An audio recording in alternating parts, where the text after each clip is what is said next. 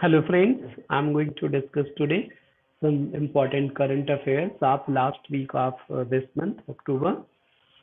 Uh, Six important current affairs I have selected, so going to discuss on these. These are in-house procedure against judges of judiciary, live streaming of the court proceeding, World Polio Day 2020, Sudan and Israel normalize relation, India's first seaplane project, and Maharashtra denies consent to CBI.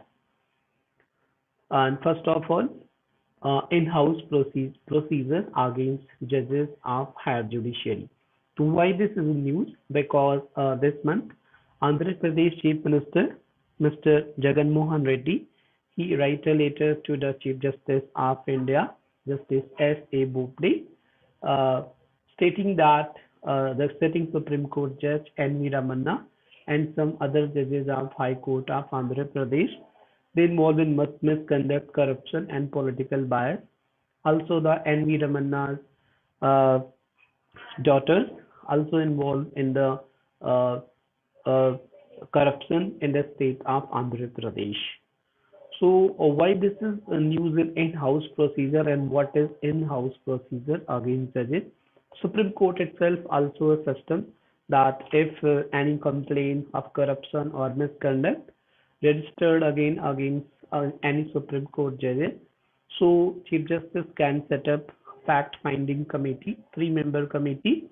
They may also from judiciary, two High Court sitting Chief Justice and one Supreme Court judge. They analyze the allegations and find out that the charges which raised by any authority or public, such as here is by Andhra Pradesh Chief Minister, is correct or incorrect.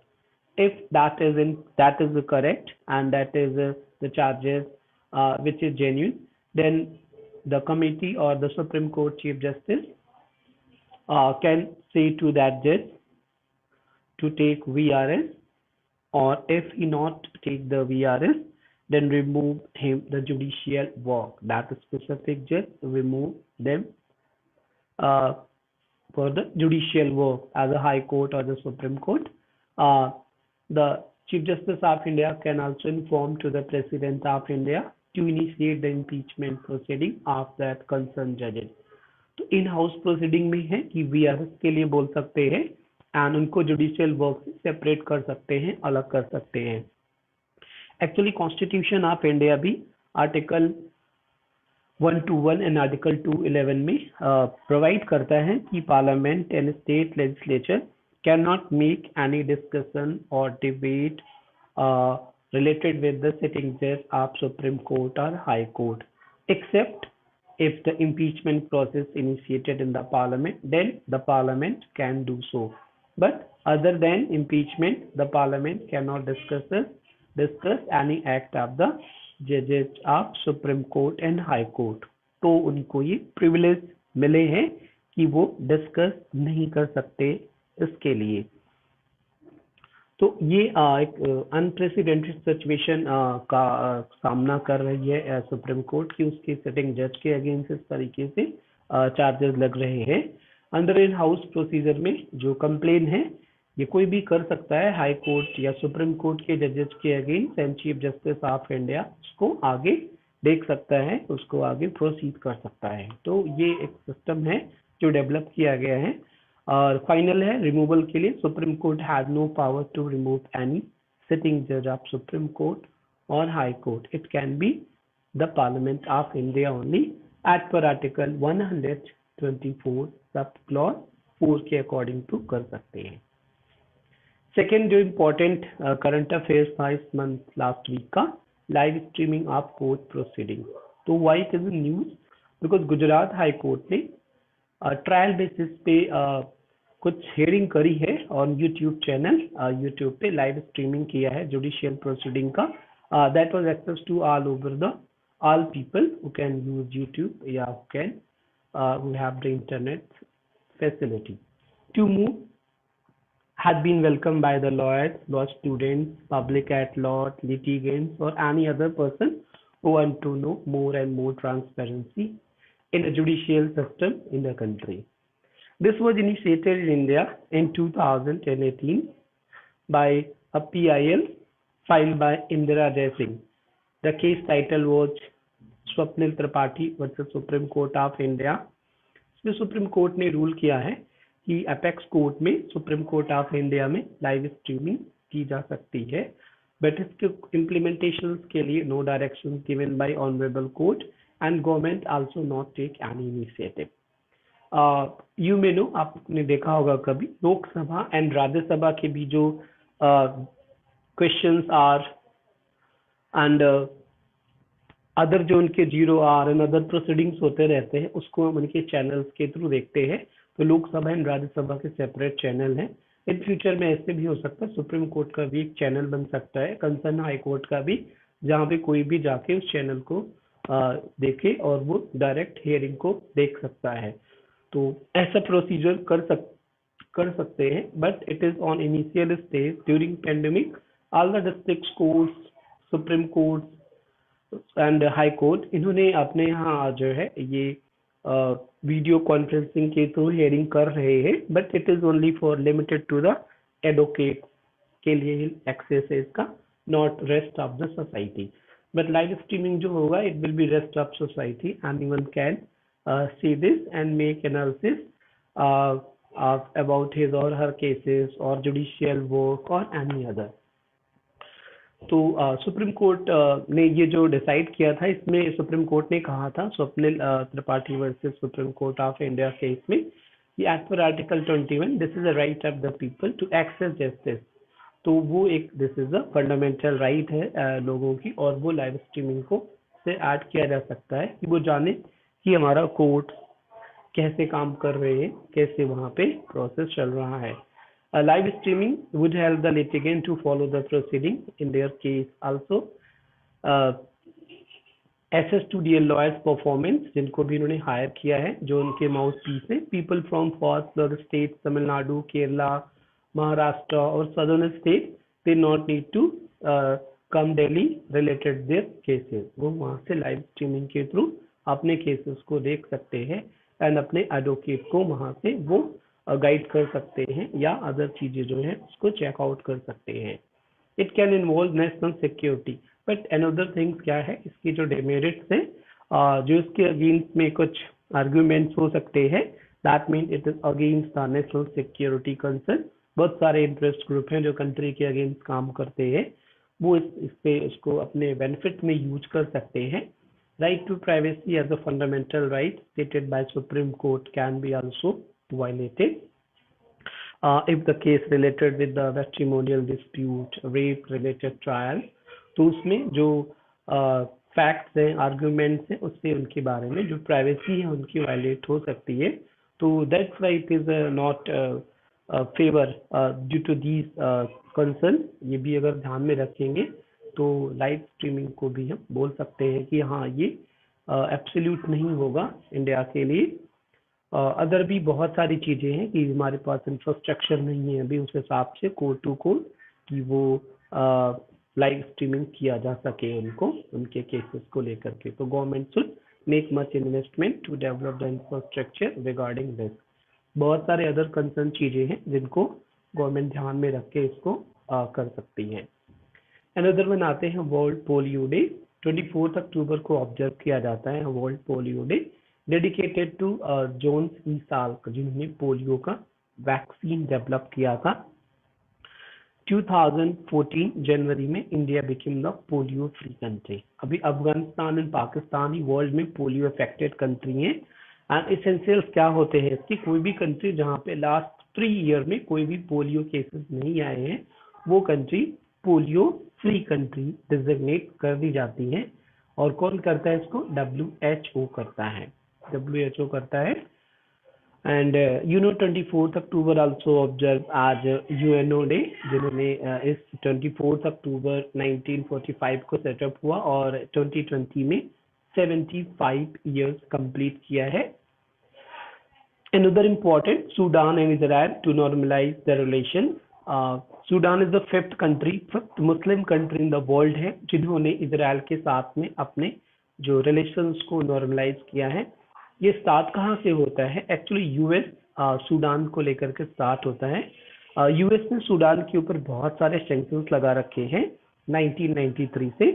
Sudan ने sponsored किया था, कुछ help करा था al Qaeda के लोगों को, जिन्होंने 1998 में एंड 2000 पे कुछ यूएस एम्बेसीज पे एंड यूएस वॉरशिप पे बम्बिंग किया था, अटैक किया था।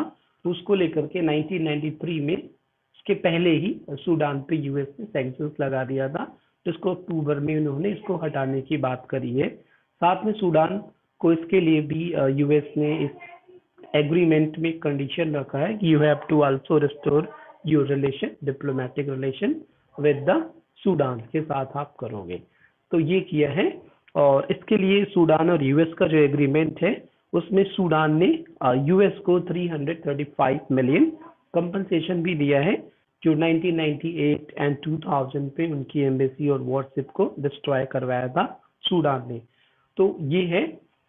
इसके पहले क्या हुआ था, यूएस ने अदर कंट्रीज को भी इजराइल के साथ डिप्लोमेटिक रिलेशन में के लिए किया है कंडीशनली, जिसमें यूएई को 2020 में ही, बहरीन को 2020 में एंड सूडान को। तो दिस ईयर 3 कंट्री को, और भी बहुत सारे कंट्री रेडी हैं इसके लिए। इजिप्ट पहला कंट्री था मुस्लिम जिन्होंने इजराइल के साथ डिप्लोमेटिक रिलेशन किया था 1979 में, then Jordan 1994। Other Muslim country जो है वर्ल्ड में, they not recognise the Israel as a nation, तो उसको एज अ नेशन रिकॉग्नाइज भी नहीं करते हैं। बट अभी ये हुआ है, सूडान ने इस तरीके से इनको वो किया है, और अभी ये दोनों इनके रिलेशंस हो जाएंगे, फॉर्मल रिलेशंस होंगे, नॉट डिप्लोमेटिक रिलेशन तो नहीं होंगे, फॉर्मल होंगे। कुछ बहुत सारे कंडीशन सूडान इजराइल को लेकर के भी है, तो इसको लेकर के ये नहीं होंगे। तो ये इन्होंने किया है। एक्चुअली यूएस ने बहुत सारे कंट्री पे बैन लगा रखा है अभी भी, जिन पे फॉरेन असिस्टेंट को लेके, defence expenditure and export of dual use goods, financial relation, जिसमें Syria, Iran, Iraq, Yemen, North Korea, Libya, Sudan, Cuba, बहुत सारे कंट्री से सैंक्शंस को लिफ्ट किया है, जिसमें से सूडान है।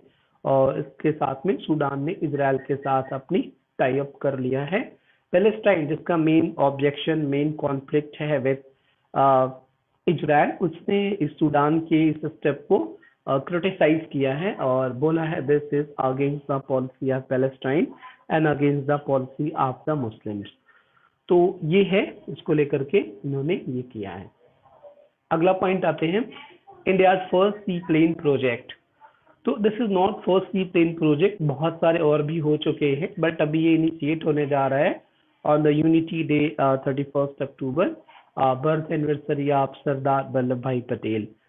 31 अक्टूबर को पीएम इसको इनॉग्रेट करेंगे। Sea plane is we can say sea boat भी हो सकते, बोल सकते हैं इसको। सी बोट है जो ये जो है फ्लाइंग बोट की तरह से काम करता है, फ्लाइंग बोट की तरह से काम करता है।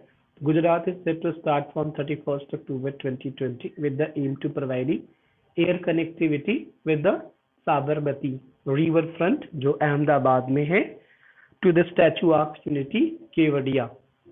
तो ये हमने इसमें दिया है मैप में, you can look it. Approximate 200 kilometre का है, 4 से 5 घंटे ट्रैवलिंग लगता है इसमें। और इन दोनों, एक स्टैचू ऑफ यूनिटी जहाँ पे एवरेज लोग 15,000 पर डे विजिट कर रहे हैं वहाँ पे, तो ये कनेक्ट करने के लिए किया है इन्होंने।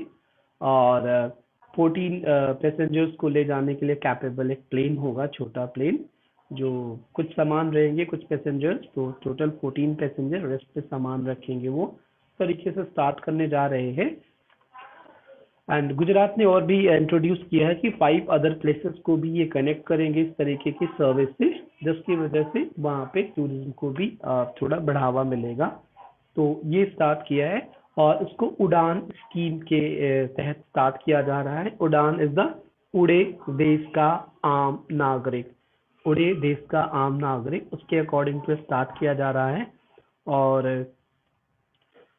इसमें वर्ल्ड वार 1 एंड 2 के टाइम पे बहुत सारे इस तरीके के सी प्लेन चल रहे थे, क्योंकि एयरपोर्ट्स नहीं होते थे एट दैट टाइम, सो लोग कहीं भी प्लेन को एक्सेस था उनको यूज करना, तो चल रहे थे। कॉमर्शियली भी स्टार्ट हुआ था, बट ये फेल हो गए सारे।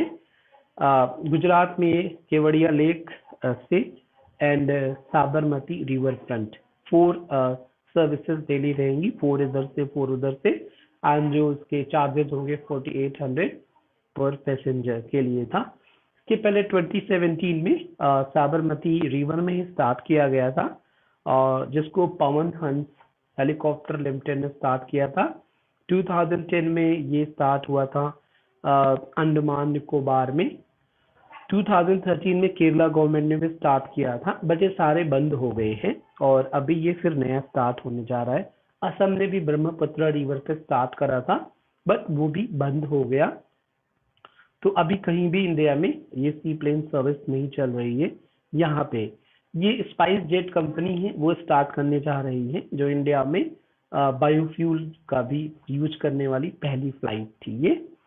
एंड ये जो है इसके जो इफेक्ट क्या होंगे, यहाँ पे जो डैम है केवड़िया डैम के साथ में वहाँ पे एक डैम है पंचमोली डैम, तो वहाँ पे बनाएंगे और वहाँ से इसको जो है ये रिकंस्ट्रक्शन करेंगे कुछ, जो एक तरीके से एनवायरनमेंट के अगेंस्ट होगा। और जो ये लेक है जिसको पंचमली लेक कहते हैं, जहाँ पे लैंड करेगा, जहाँ पे जिस लेक में स्लैक्टिक क्रोकोडाइल बहुत है, तो 2019 से क्रोकोडाइल को वहाँ से रिमूव किया जा रहा है, क्योंकि वो खतरा हो सकता था किसी पैसेंजर्स के लिए एंड अदर्स के लिए। अगला टॉपिक है हमारा Maharashtra deny to consent to CBI. तो रिसेंट में कुछ और स्टेट्स हैं जिन्होंने इस तरीके से किया था, जिसमें महाराष्ट्र ने किया था, इसके पहले छत्तीसगढ़ ने किया था, इसके पहले राजस्थान ने किया था, उसके पहले पंजाब ने किया था। तो कुछ स्टेट्स हैं जिस तरीके से सीबीआई को एक्सेस नहीं दे रहे हैं। अब क्या रीजन है इसके लिए जो सीबीआई को एक्सेस नहीं दे रहे हैं बहुत सारे स्टेट? तो बिकॉज जो सीबीआई जिस वर्क कर रही है जिसके लिए, that is not the central law. CBI work as per the Delhi police establishment act 1946 के अकॉर्डिंग टू काम कर रही है। उस एक्ट में क्या है कि वो एक्ट सीबीआई को लीगलाइज नहीं करता, या सीबीआई का अपना कोई एक्ट नहीं है। तो स्टेट के साथ में कंसेंट होती है। अगर स्टेट कंसेंट देते हैं कि हाँ हमारे यहाँ स्पेसिफिक केस मैटर्स को या ऑल अदर मैटर्स को आप इंक्वायरी कर सकते हो, देन कर सकते हैं, अदरवाइज नहीं कर सकते हैं। तो स्टेट की कंसेंट पे ही कर सकती CBI. Otherwise other investigative agencies हैं इंडिया में, जैसे एनआईए है, वो कर सकती है बिना स्टेट की परमिशन के भी, not need to take the consent. इसी तरह से इन्फोर्समेंट डायरेक्टोरेट है, वो भी कर सकते हैं बिना स्टेट की कंसेंट के। बट सीबीआई के साथ स्टेट की कंसेंट जरूरी होती है, और because CBI is not supported by any act pass by parliament. तो गवर्नमेंट ने डिसाइड किया है कि ये जा रहे हैं इस तरीके के एक्ट बनाने के लिए, जिसमें सीबीआई को एज ए नेशनल एजेंसी की तरीके से किया जा सके। सीबीआई जो सेटअप होती है रिसेंट में, ये अभी जो चल रही है आफ्टर इंडिपेंडेंस, उसको जो मॉडिफाइड किया गया था 1963 में। ऋषि कुमार शुक्ला इसके हेड है, जो इसको चेयर्ड कर रहे हैं। तो बहुत सारे स्टेट इस तरीके से, जो अपोजिट पार्टी रूल्ड स्टेट है, वो इसको डिनाई करते हैं कि हम इनको नहीं एक्सेस करेंगे। तो सेक्शन 6 है जो दिल्ली एस्टैब्लिशमेंट पुलिस एक्ट है इनका, वो एम्पावर्ड करता है कि state can make consent to CBI officer to investigate the matter within the state. But अगर स्टेट नहीं चाहते हैं तो union government can not force them, उनको फोर्स नहीं कर सकते इस तरीके से किसी इसके लिए। ठीक है, तो थैंक यू एवरीवन।